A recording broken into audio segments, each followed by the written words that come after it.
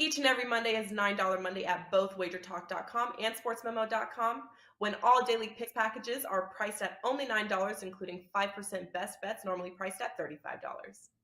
As an added bonus, any picks packages loaded early for Overnight Tuesday or action during the week will also be priced at $9 until midnight on Monday. So make sure to take advantage of getting these $25 and $35 picks for only $9 before the clock strikes 12 and they return to regular price.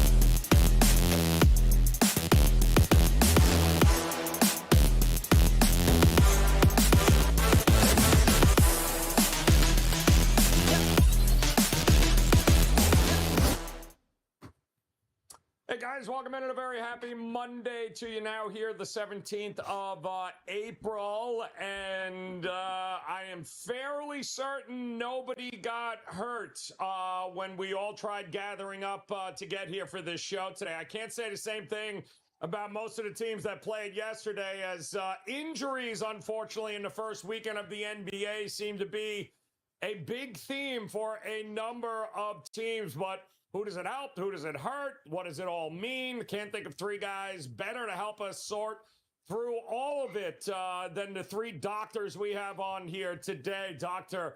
Steve Merrill in the house, Dr. Rob Vino, and of course, Dr. Bryan Leonard, ready to figure out what does it all mean here. Who needs a broken wrist, broken hand? Rub some dirt on it, get back in there. We're all good to go. 2 games tonight here, Merrill. I don't know if the injuries are a topic of conversation when we certainly when we handicap these 2 games here tonight, but it will be for the remainder of these playoffs. Was anything on tonight's card that is available on $9 Monday for you? Yeah, I thought, we said how the playoffs are so great because we don't have to worry about load management and questions of who's playing because everyone comes to play. It's the playoffs, right? Well, I mean, I guess the NBA, it's 2 things here. Either the NBA is really trying to sell the fact that these guys were hurt during the regular season, like, look, we told you so, they get hurt, or this generation's just gone soft. It's probably a combination of both. And for that reason, I'm turning my attention tonight to baseball. My top best bet is in MLB, hitting almost 70% of the season, number 1 in MLB at WagerTalk.com this year. And guess what? Also number 1 in the NBA. And my goal in life is to try to make things simpler for Rob Vino, whether it's the audio input, his video inputs, or which package of mine to buy. Because when Rob knows I'm number 1 MLB, number 1 NBA, it gets confusing. So what I've done is I've done a 2-for-1 special where you get both for basically the price of one. It's the $199 30-day all-access pass. It's an instant $100 discount on my page right now with promo code SM30PASS. Full details, including $9 Monday, Steve Merrill, WagerTalk.com. All right, love it. Good stuff there, Merrill. Vino, how about you? A little diamond action here tonight? Anything on the hardwood pique your interest? Show of hands from the chat room first for those who would like to see me in all 3 outputs here, as I tried to get into all of them today. You could get triple the Rob Vino. Let us know if your in the wife chat. raises her hand. Yeah, I'd like to know how appealing. I second that motion, Bryan Leonard. I would still need Steve to help me with $9 Monday pricing because I guess I don't get the concept of $9 packages. I changed my attention, guys, to USFL, XFL, whatever else there is out there. Pretty good weekend as far as football was concerned. Tonight, though, in all seriousness, 4% best bet up and available right now, WagerTalk.com from one of the games this evening. Also a 3% player prop bet. And on top of all of that, $9 Monday, my biggest play over the next couple of days goes tomorrow. Released it today. Only the second 5% I've had in the NBA all season long, Joe. And it's up and available right now at $9 Monday pricing. So lots of NBA up there right now, WagerTalk.com. Yeah, no, ton of NBA stuff right now, Major League Baseball. And Bryan Leonard, it's back, man. The Stanley Cup playoffs also dropping the puck here tonight. Something tells me you got a little dabble in all 3 here maybe tonight. What's going on? Yeah, I got a little bit of everything going on, but This is the third show I've done today. I promoted myself on the other two. I'm going to use my time here to bitch about Hollywood. I went to see Air yesterday, the movie about Sonny Vaccaro and the whole Nike situation. Yes. Jimmy Vaccaro's brother, standout guy over at the South Point. One of the early spots in the show, he is on a trip to Las Vegas. This is 1984. He goes in, he bets the Lakers to win the third quarter. He bets this team over this many points. He bets this team to win the tip-off. He's got this player to go over 12.5 points. I live in Vegas 40 years afterwards, and I can't get that goddamn plays down. What the? Hire somebody to teach you about the betting. Same thing happened in that Gems movie where he flies to Atlantic City to bet $500,000 on something that you can't even bet a tip-off. What the hell are they talking about in these movies? Brian, that's like when there's a big upset of the tournament and the recreational non-bettors always go to me. Boy, did the sports books get hurt bad because that 16 seed won, or they think like there's not balanced action on these games as well. It drives me crazy. Yeah. Mixed reviews on that movie, though, I've heard. Some mixed. Some people loved it. Some people hated it. Some people are like, who the hell's Michael Jordan? Anyway, let's start here, which is really scary altogether. Why don't we start with game one here? Game two in the first game we're going to talk about here tonight. As the Sixers taking on the Brooklyn Nets, 212.5 is the total.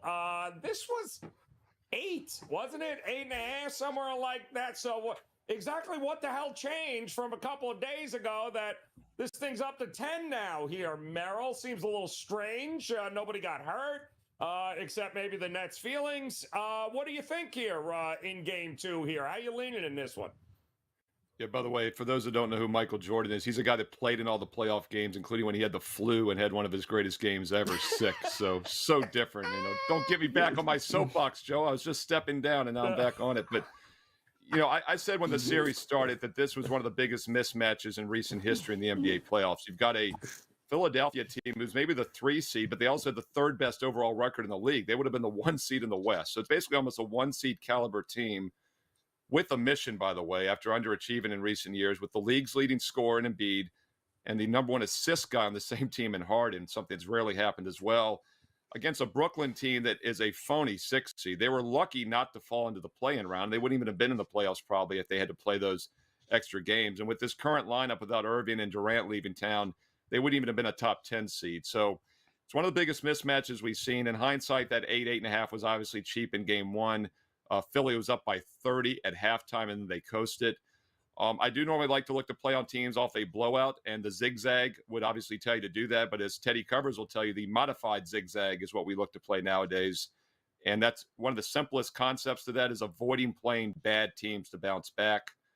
So it's Philly or pass for me. The problem that what kept me off this game is what you just mentioned, is that we got the team coming off an easy win now laying more points.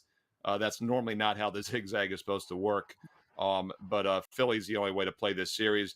I think Rob had mentioned minus 1.5 games. I mentioned that on the show as well, minus the 150 range. That's looking pretty good, obviously.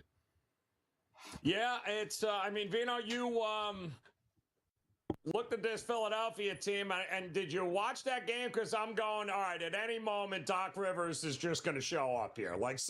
Doc Rivers is going to figure out a way to blow this whole thing out of control. You know it's coming. It did not, but it didn't because can they repeat that 3-point shooting effort they had in that first game, Vino? And the question would be, Joe, can Brooklyn repeat theirs? Brooklyn shot 56% from the field and lost by 20. So how they're unbackable at this point, right? We talked about this last week. It's so reminiscent of the matchup 3 years ago between these two teams when, Brooklyn, the names were a little bit different other than Spencer Dinwiddie. I mean, they had Karis LeVert, they had Jared Allen, but they were little compared to the Sixers, and the Sixers won easily. And now, 3 years later, the Sixers are a better team, including the bench, which we talked about with McDaniels and Melton as really good defenders. I like after the game, James Harden talked about how much fun it is for him to facilitate for this team. I mean, against Brooklyn, all you have to do is if he passes it to Joel Embiid 10 times, he's going to score 6 and get fouled the other 4. So, Brooklyn tried to double team, triple team. They're trying anything they can do to kind of get Embiid under wraps, but it's not going to work here in this series. Joe, if you're patient and you're waiting for Glenn Rivers to show up, just wait for the second round. Show a little restraint, and they'll play Boston, and he'll show up there. But in this matchup, it's just too much of a mismatch personnel-wise. Philly could get a little lackadaisical and not cover 10 tonight. I could see that happening. Obviously, Brooklyn will be, basically the cornered team here. They want to get out with a split. So maybe 10 is a little too much. The first game, the total got pushed downward. I was a little surprised at that, and it did get over. But now that I look at it, Joe, my initial lean here was to play under just because the shooting percentages were so outrageous on both sides in the first game, and it still only got to 222. I mean, if these teams slow down a little bit, it's going to stay under 213. So I don't know, net team total under, game total under. Maybe those are ways to look here. Yeah, I can't wait to see what the adjustments, Bryan, are going to be here for the Nets in this one. They certainly have some length and versatility there to kind of get out in the perimeter and not let them shoot that kind of three ball here tonight. But boy, that's a low total. It's a high spread. It's a mess of a game. What are you thinking? Yeah, I'm in with a little bit about these guys here, but something a little different. I was dumbfounded by this box score, and Rob touched on it a little bit. You've got a Philadelphia team who had one more free throw attempt. They had 3 more rebounds. They gave up 55.7% shooting from the field, 44.8% shooting from 3. How does that team win a game by 20 points? I'm dumbfounded. And Steve is right. Normally, if a game is 8 and a team blows out the opposition, the line goes to 7. It's gone to 10 here. I don't buy into it. I like the Brooklyn side here plus the 10. Philadelphia comes in very satisfied. I picked Philadelphia to win it all before the season. I don't think I'm going to win that bet, but I thought there was value on them. So I know the talent the Sixers have, and I know Brooklyn's not the same team they were before the trades, but how does Philadelphia get up to lay 10 points in this game? I can't do it. Give me Brooklyn plus the points. Yeah, I mean, listen, we know the pace is going to be similar, Rob, to what you were talking about. So if there's any regression from the production, the total is what you figured would move, not the spread up to double digits. But that's where we're at right now is Brooklyn and Philly. Game 2 tonight, 7:30. That is your first one. Now let's move on to the nightcap, shall we? And boy, oh boy, this is going to be interesting. How about Golden State?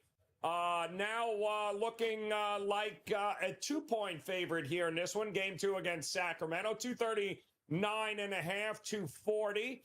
Seems a little high, of course, for a playoff game, but not if you watch the first game there, Merrill.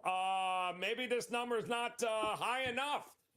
It's going to be interesting to see what adjustments both of these teams make since the guys who you figured would score scored. So what changes tonight in this matchup in a game 2? Yeah, by the way, Joe, real quick, I misspoke earlier. I said Philly had the 30-point lead. It was Boston over Atlanta is what I was thinking had the 30-point lead. The other total mismatch Eastern Conference first-round series. So I was on the right track, but wrong game. This one should be a good series. We talked about this early in the week, and, once again, it was a very strange situation to see a 6 seed as the second favorite overall to win the conference. The 4 seed Suns were the favorite to win the West. We know how that turned out for both of them in games 1. It's been a weird NBA playoff so far. Milwaukee going down as the 1 seed as well. But the other thing that was really strange about this is not only did we have a 3 seed that earned the 3 seed, they've had the same lineup. They've been good all season, but they were over a 2.5 to 1 underdog in the series despite having home court against a Golden State team that was 11-30 on the road this season. They're now 11-31 on the road this season. Now, granted, they did have a shorthanded lineup a lot of times. They did win 4 of their final road games to close the regular season. I think we all agree that Golden State is better than your typical 6 seed, but Sacramento's an undervalued team here, and it's a dangerous team to get in front of. They're continuing to play really with house money, and Sacramento has to win with offense. We all know that, and we talk about more defensive intensity in the playoffs, but Sacramento just can't play that way. They have to play high-scoring games. In the first game, they win, they cover, and it goes over at 249 points. What jumps out to me from that box score, though, is the three-point shooting. Golden State shot 32%. Sacramento shot 38%, but Golden State made 4 more threes. That's because they took 18 more three-point shots. They took 50 threes in the game, which is insane even for modern-day NBA and college hoops. 50 threes in a game is ridiculous. Golden State on the season averages 43, so they do take a lot. But they only hit 32%. You got to expect that number to probably be a little better tonight as they hit 38.5% on the season. And even on the road where they've struggled straight up, they've been almost 38%, 37.7. So that hasn't been the problem. Quality teams usually bounce back off a loss. So once again, that modified zigzag does apply here. And as Bryan mentioned, normally the team that lost, you get the adjusted line. That's been the case here because Golden State briefly opened +1. Now they're -2. Hard to imagine the Warriors are going to go down 0-2 in this series when they were 2.5-1 favorite. Obviously, it could happen, and we'll see if they play better on the road. But I think Golden State -2 is probably the way to play this one.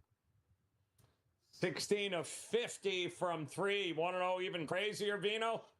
23 of those 50 attempts were wide open. Nobody at them, and they still couldn't hit their average on the season. So even if that regresses a little bit, what the hell are they going to do when Steph Curry leaves the floor, Vino? What are they going to do? Because when he leaves, all hell breaks loose. So what gives here tonight?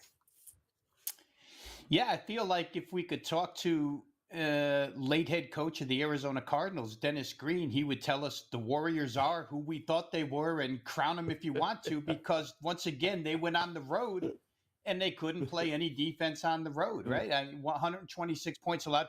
I think in the first quarter, we saw a lot of offensive rust out of these teams. I mean, I counted 7 missed layups. I might have missed 1 or 2. You talked about a lot of wide open threes that were missed, Joe. The first half, especially the first quarter, was when a whole bunch of that happened. And despite the fact that it happened, Golden State and Sacramento almost got over the first quarter total. I believe that thing was 58.5. They got to 58, missing shots all over the place. In that game, you watch it close enough and you realize you're going to get 6 or 7 shot opportunities every minute. It's just grab a rebound, race down the floor, grab a rebound, race down the floor. And again, we hit on this a little bit last week, but the guy on the sidelines for Sacramento knows Golden State as well as anybody. And my only concern was Mike Brown can design a game plan for his team, and he's kind of recreated a miniature Golden State Warriors team there in Sacramento. But could the team execute a game plan? And they did it, right? Second half went wild. 133 points scored in the second half was great for in-game bettors who got in on the total as it came down.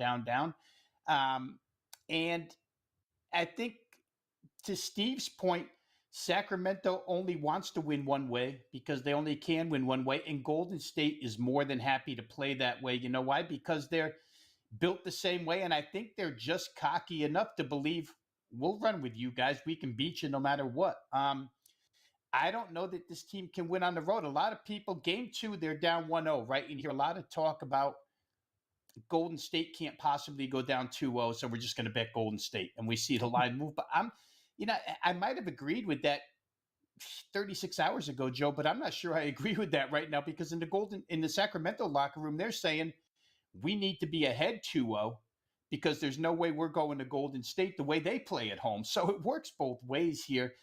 I would say pick a form of over that you like. I don't care what it is, first quarter, first half, full game, whatever it is, and probably play it. The addition of Andrew Wiggins is good for Golden State. But again, when you start going through these lineups and when you realize that Sacramento won points in the paint 60-44 because Sabonis had 16 boards, Golden State can go to that death lineup all they want. Sacramento starts one. Domantas Sabonis is not a true center. He's a power forward distributing the ball and grabbing rebounds and scoring. So I think these two teams are extremely similar. This could end up being a 7-game home court series. If you really like Golden State and you really think they can win this series, you're probably hoping they lose here and go down 2-0, and then you can come back and take a plus price for the series and hope that in the end, GSW steals one. I don't know that it happens here, though, Joe. I think that first quarter over tonight, I looked at it, it's 59. And as I mentioned earlier, they scored 58, missing all kinds of shots in game one. I don't know that they'll miss those shots here in game two. Teams are pretty warmed up. The rust is worn off. Some form of over here, even if you're looking at Curry. Joe, you said it best, and I'm kind of extending this segment here a little bit, but Steph Curry, 41.5 points, rebounds, and assists. If there's a game where he's going to step up, and not that he didn't step up in game one, but if there's a game where he's going to explode, Joe, I would think it's this. Yeah, he didn't look happy after that game either, but it still remains, Brian Leonard, that when he leaves the court, they got a problem because Sacramento boat races them. And that's when everything started to go crazy in that third quarter there in that game where Sacramento really took advantage of those minutes. I mean, he's not going to play 45 minutes, or is he at this point in this series? What do you do? Yeah, it wouldn't surprise me if he doesn't leave the court very often. The way he plays, you'd want him out there. This team is not the same as they'd been in the previous years, and they need him out there. The interesting stat that I found out by looking at the box score, Sacramento scores 126 points. They had 18 assists. How do you score 126 points with only 18 assists? That tells me that I think Sacramento is going to have more success offensively here, getting into more of a rhythm here. But I'm in agreement with Rob. I want Golden State game 3. I want Golden State down 0-2, and as soon as that line comes out, betting Golden State in game 3, because you're going to beat the closing line, you know that, and you're going to get the team with the big home run dichotomy. Sacramento has shown that they are a solid offensive team. I actually talked about that earlier in the season, where when their games at home, they're making the other team run. Golden State likes to run. So if I was going to play the total in this game, I would have to look at the over. Is Golden State maybe not quite as good as we've thought? I mean, you keep expecting them. Yeah, they were terrible on the road. Why are they a 250 favorite here when they're going to play 4 games in Sacramento?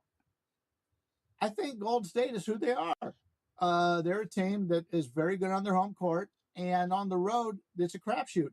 And when you depend on 3-point shooting, obviously, when you're playing at home, the league-wide, every league, you shoot better 3-pointers when you're playing at home. Golden State put up 50, and even by putting up 50, they lost that game. So they didn't shoot well, but that's what road teams do. I think Sacramento's the way to look in this one. And I want to come back, and if we get what we want, and we got Golden State down 0-2, that's something that you should jump on and wait for that line to come out and bet on that, because Golden State's going to win game 3 at home. It's I think far from over.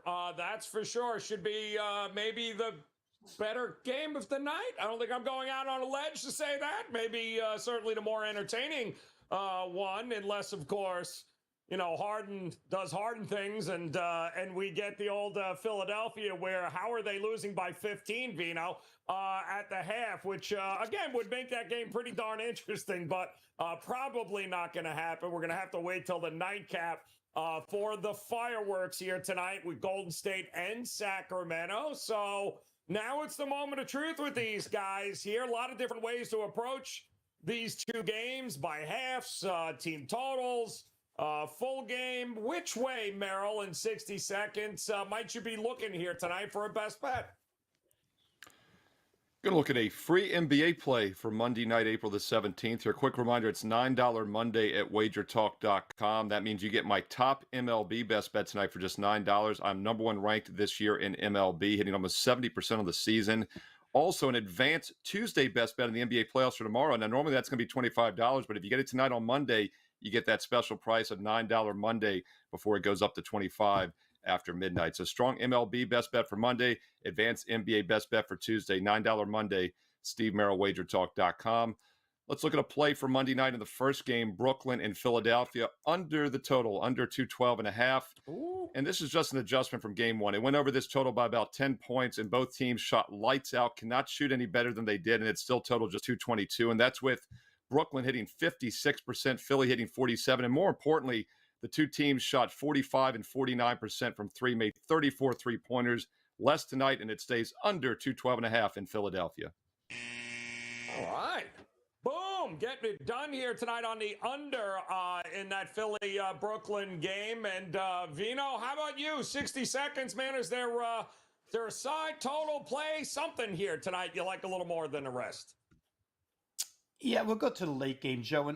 And you did touch on it before you led me in to analyze the Golden State-Sacramento game. And I already played it. So if you're up on my page today, ignore the 3% player prop because I'm going to give it to you right now. I played Steph Curry up and over his PRA of 41.5 tonight. Had to lay 20 cents to do it, but he had 30 in game one as far as points are concerned. And I think the total PRA added up to 38 in that game. But I expect more here, Joe. You said it. He's probably got to play a couple extra minutes in this game. The NBA, we know, and I didn't look ahead at their schedule, but we know that these playoff series, 2 days rest, 3 days rest, 7 days rest in the same city, 6 days rest. So he's going to get rested. He'll play tonight. I think he probably goes for 35 or more, and that makes getting over 41.5 PRA pretty simple. I think that's the way to go. Again, I played it already. It's a client release. Steph Curry up and over 41.5 PRA. Boom! Curry up and over here. Still looking for those Westbrook MVP props, Vino. Let me know if you come up with those. Bryan, talk to me here. Where are you looking tonight for a best bet? Well, I didn't promote myself earlier, so I might as well do it now. I've got 3 plays up in Major League Baseball for $9 today. I also have a 5% on an NHL series. Unfortunately, I put that up a couple days ago, and we're not allowed to change it. So you'll have to pay full price for that. But I really like that big 5% on an NHL series price.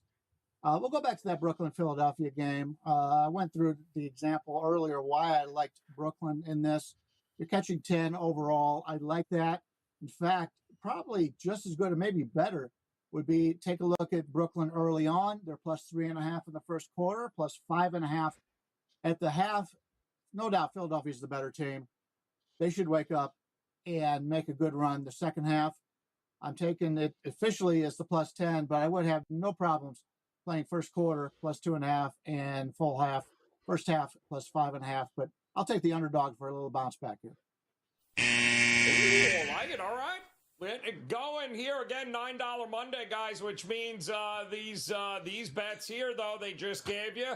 But their best bets here for $9 available on all of their pages now. Merrill, he's looking at that under tonight here for the show, under 212.5. Vino, he's going the PRA of Steph Curry up and over tonight, while Brian Leonard goes 10? Really? We're going to take them there with the Brooklyn Nets here tonight. That back door, as they say, Brian, is going to be wide open at the end of that game for sure. So, but again, those best bets up and available, $9 right now over at WagerTalk.com. All you guys have to do is head over and visit Steve Merrill's page, Rob Vino's page, as well as Brian Leonard's page. Plenty going on here tonight. MLB, NBA, NHL playoffs, a lot happening. And if you are new here to Wager Talk, use that code TRYWT. That'll give you a 50% off discount. Any one of your daily or 3-day all access packages right now. That means all access. That means everything that they've got right now. Take 50% off. Try WT at checkout there at WagerTalk.com. All right, hit that like button, hit that subscribe button, and more importantly, come back and join us again tomorrow. Plenty more going on in the NBA. Can Westbrook do it again? Maybe go 2 of 28 and yet still be viewed as MVP. Is Giannis coming back? Is Morant? Can anybody have any idea? A lot after the first weekend of the NBA playoffs, still to be decided. Come back and join us again tomorrow. We'll do our best to point you in the right direction. Until then, on behalf of Merrill, Vino, and Leonard, we appreciate the time, guys. Best of luck with all your plays here tonight. We'll talk to you again tomorrow. Good luck. Baseball is back, and with the NBA and NHL playoffs around the corner, we have a fantastic offer to keep you in action from the first pitch to the kickoff of the upcoming NFL season. We have you covered with every client release, including any 5% best bets from your favorite WagerTalk or Sports Memo handicapper from the day you sign up to the 2023 Pro Football Hall of Fame game when the Cleveland Browns and the New York Jets kick off at 8 p.m. on Thursday, August 3rd for under $4.50 per day, coming out to just $32 per week.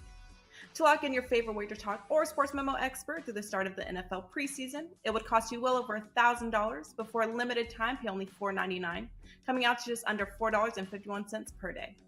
As an added bonus, your access begins when you sign up, so the earlier you do, the more free days you'll get. This offer will include all sports and any 5% best bets played during this time, so act fast and lock in your favorite WagerTalk or Sports Memo handicapper through the start of the football season for the lowest price possible. This incredible playoffs to preseason kickoff promotion ends at midnight on Monday, April 17th.